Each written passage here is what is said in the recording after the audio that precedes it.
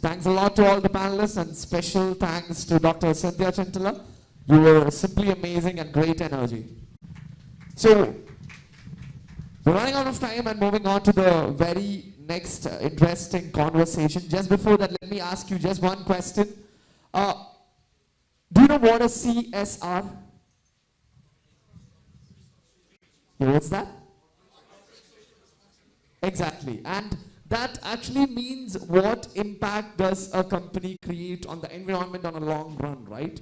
And we might be very much familiar to the word ESG as well, which refers to a set of standards for companies' operations that incorporate environmental, social, and governance factor. In other words, ESG is a holistic approach to CSR that takes into account a wider range of factors and consider the long-term impact of a company's action.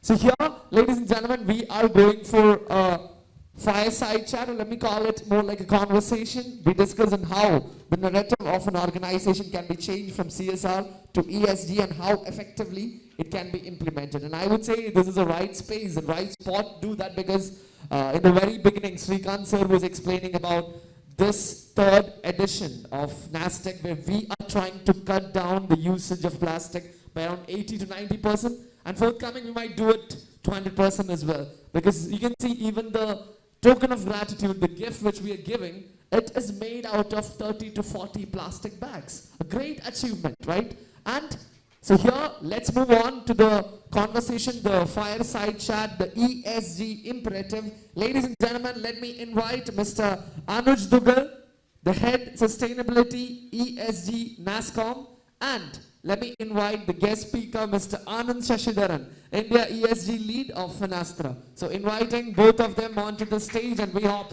we have an amazing fireside chat between both of you, and over to you, please.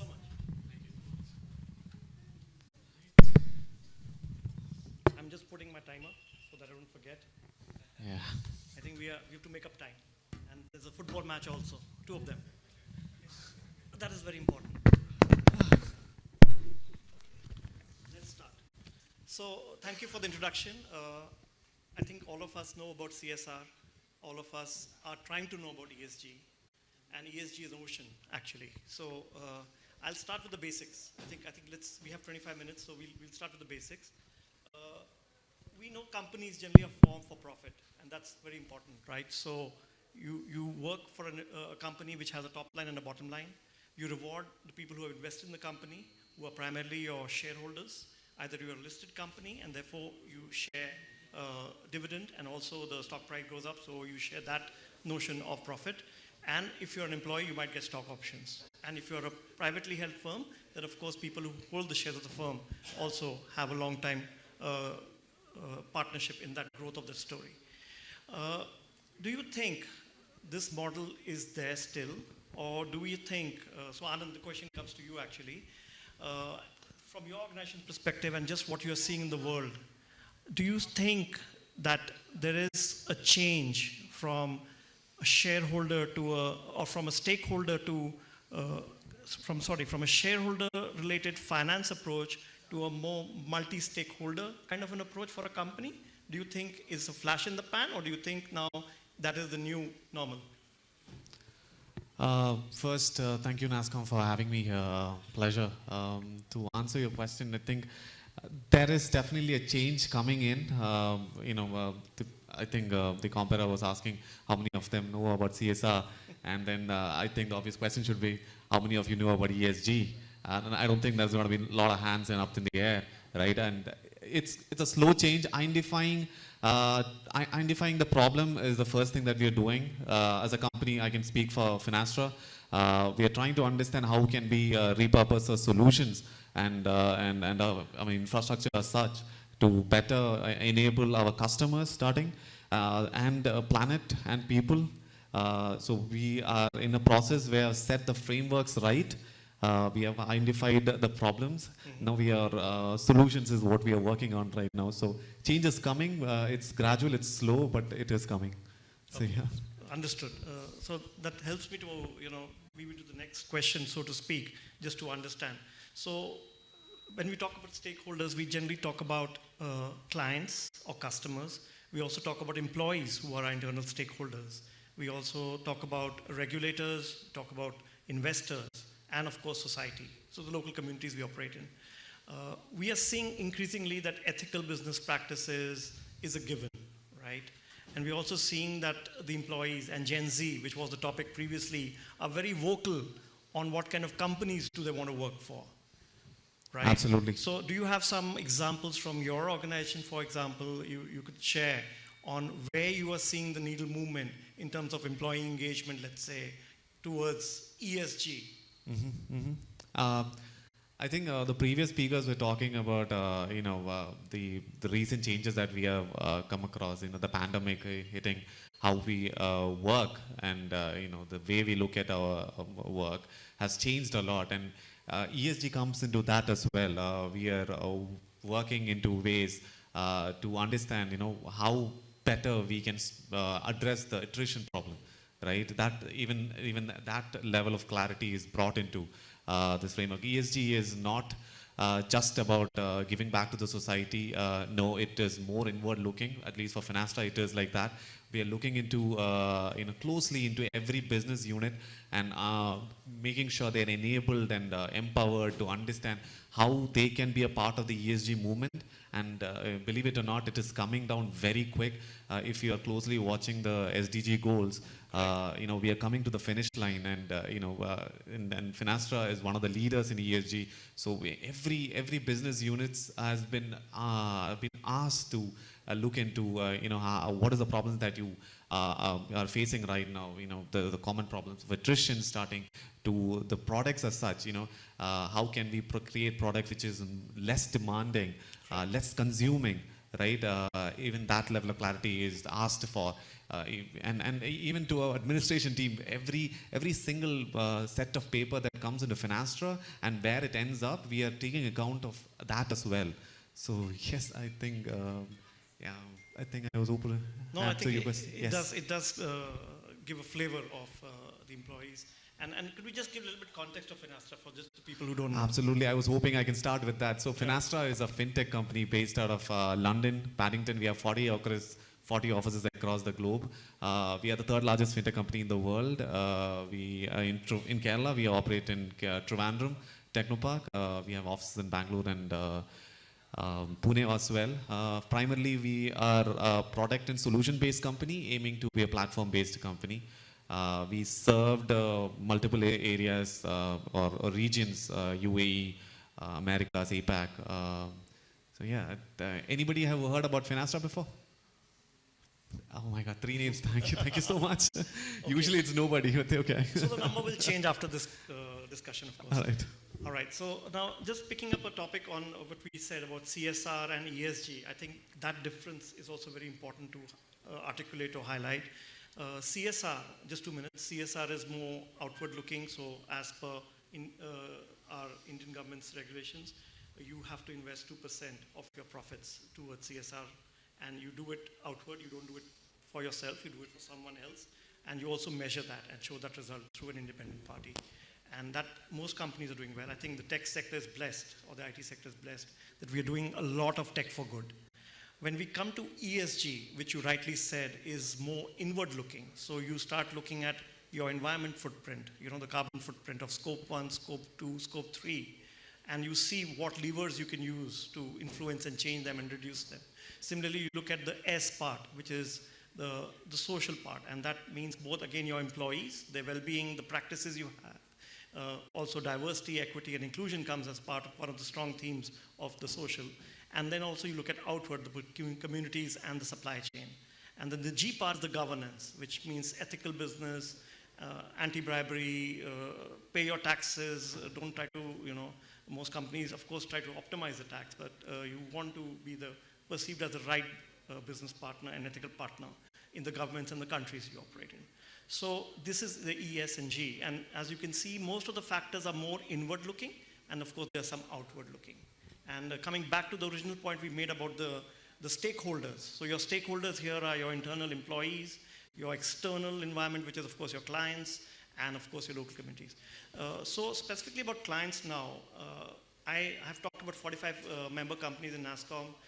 There's an increasing kind of searching questions coming from clients either directly or indirectly, either in RFI or RFPs, about what is their business partner doing, what are they doing in the needle movement, how are they collaborating? Are you seeing some traction like that also? Absolutely. There was a time when ESG was good to have in the boardrooms, just to look through. But it's imperative now that we have a strict measure or a strict report. In that context, Finastra just released the ESG report for FY 21-22. We are one of the few companies that has actually released it. So yes, it is a very important topic for us. We have been asked to be maintain a certain standard of reporting. If you guys are aware of this GRI standards, Global Reporting Initiatives, or TCFD task force regarding climate-related disclosures, we follow strict measures and standardizations throughout all reporting processes. So yes, it's very important that we maintain it. Okay, great. Then touching upon, and maybe we'll get the answer also from, and we'll have some time for question answers. But the question I get from most of the member companies is that, okay, the evolved companies and the global ones, the big ones, they're doing so much work on ESG. They're perceived as global leaders in ESG. They have aligned to SDGs. They are part of various forums and contributing very actively, and they all come in the top quadrant in ESG practices. But if you are a slightly less evolved company, I would call it less evolved, and sometimes you have a campus, sometimes you don't have a campus. So the levers you have at your disposal, the levers you have at your disposal are very limited. What should you start with still, in your ESG journey? Should you look at your org structure? Should you look at your specific focus areas? Just what do you feel has worked for Finastra? Of course, Finastra has had a very evolved journey also, but what advice would you give them to people who are just starting their journey? I think, there are a lot of things that need to be addressed, from the elephant in the room. We talked about, trade financing gap. That's the elephant in the room. We talked about attrition. That is the operational. If it's Pandora's box, basically, if we're going to open it, there is no limit to the problems that we can address. But, where we can start is, the basic three letters: environment, social equity, and governance. Let's start with that. Let's address, let's put a measure or put a method in place where we can actually measure our carbon footprint. That should be a start.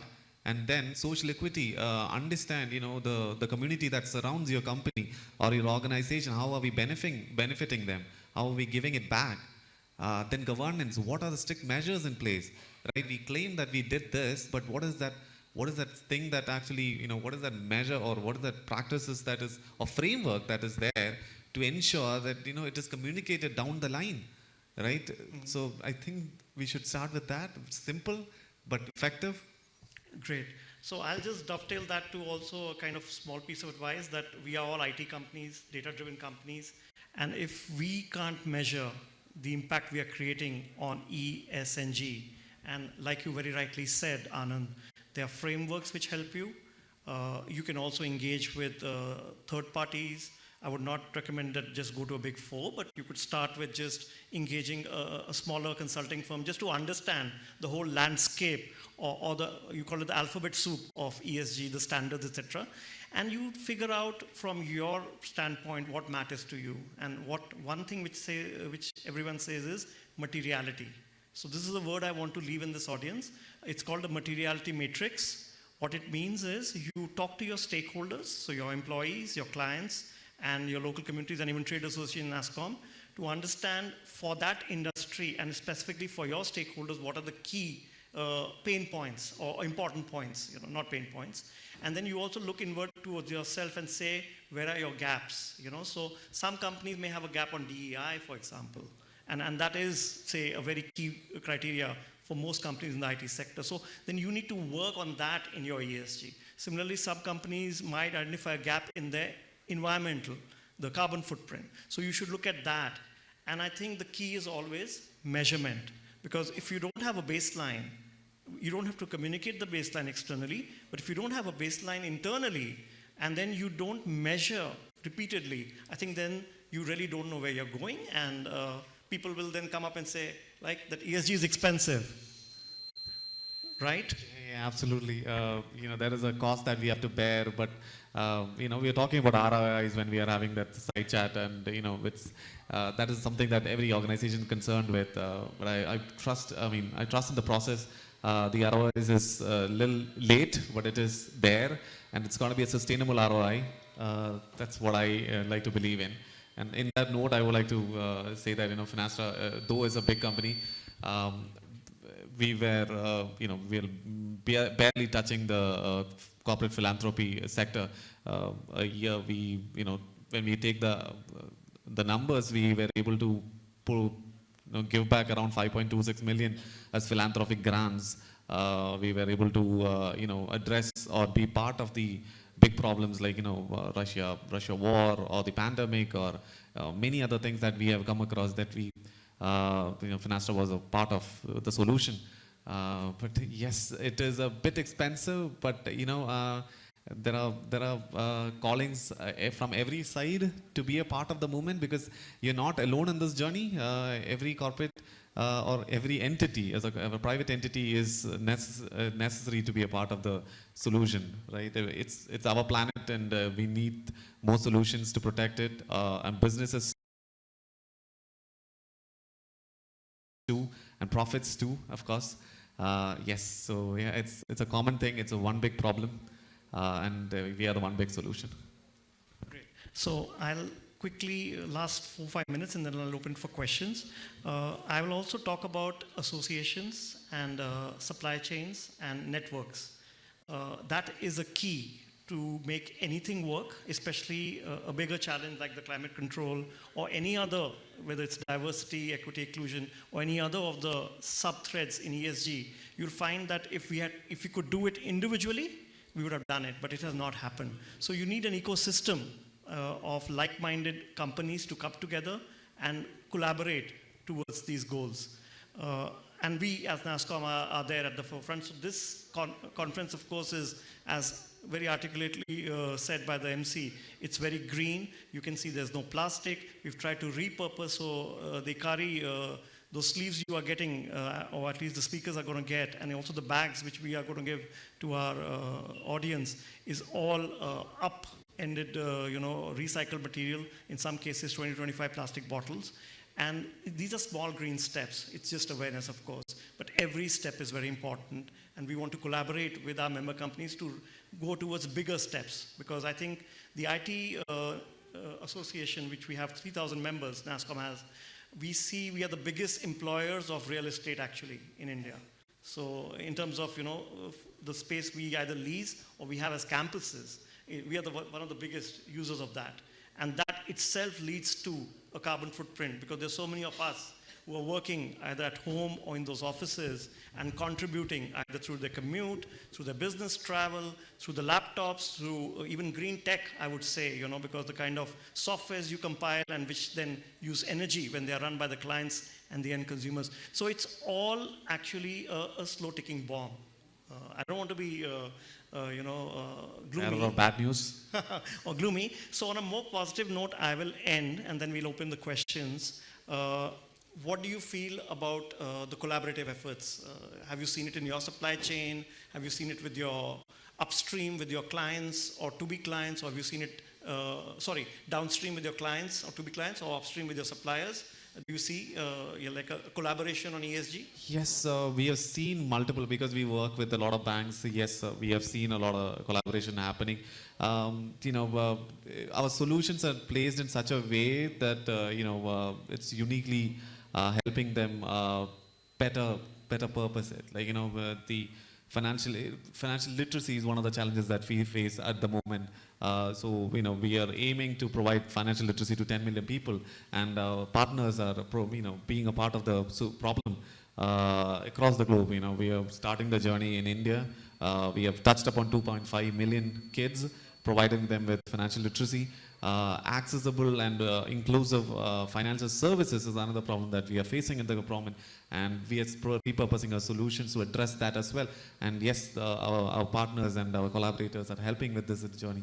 There is a lot of collaboration happening, but focus is something that we need to achieve at the moment. It's everywhere at the moment. The focus is everywhere. we need to identify a target audience to better equip them. So there are challenges that we come across, but we are trying our best. Thank you so much, Anand. I would just open it for the audience, maybe 2-3 questions. I think we've saved some time to the organizers, so maybe 2-3. Anything you can ask. Or one. Please. Please go ahead. Could we give him a mic, please?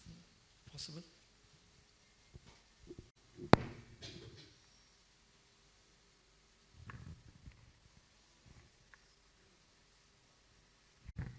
I did try to speak loud. Thank you very much, Anand and Anuj, for giving us the insights on ESG. Just wanted to understand, what does Finastra do in terms of... Speak up a little bit louder. Okay, just wanted to understand, what does Finastra do in terms of managing e-waste? Say that again, Finastra do? In managing e-waste, electronic waste. E-waste, okay, that's one of the big problems, the elephant in the room. So we are tied up with organization in South Africa who's going to collect that waste and gives us a certificate of destruction. And with the money that they have earned through it, we're going to create labs, computer labs, to educate people or the kids in South Africa. So that's one solution. But we are coming up with other solutions as well. But there are strict policies in place which we are trying to come across. But this is one of the problems one of the solutions that we have. But nothing more than that at the moment. But I'm open to suggestions since I'm working on the India strategy. I'm 2 months into my role, and this is one of my top list to come with a solution. I would just like to add that as part of the NASSCOM ESG initiative, we are looking at e-waste. The problem, the problem statement is quite straightforward, but the underlying solutions are not easy. And you come to the point where you have a very stripped down version of the laptop. Supposing you take out all the proprietary software, etc., and then you give it to someone to extend the life cycle. I think that doesn't work also. And then if you want to just, see how do you repurpose it, maybe you can't. And then what are the options you have? So we're trying to see this problem, but like he said, if anyone has options or solutions which have worked for them in a small way also. Best practices. We would just love to take that and try to, run that in a larger geography. Because this is a problem which is there, especially from our industry, because we use so many devices, right? So fair question. Any other question? Maybe one more. Come on, it's not such a boring topic. Let them be the judge of it. Any quickly, anybody wants? We are good? So Absolutely. When I ask people in this room afterwards, maybe before dinner, to sign up for the NASSCOM ESG initiative, you will definitely sign up because all of you are very knowledgeable and committed. Can I take that? Oh, yes. Yes? So we can take that, right? you. Maybe a big round of applause. Taking All that right, into thank you. account.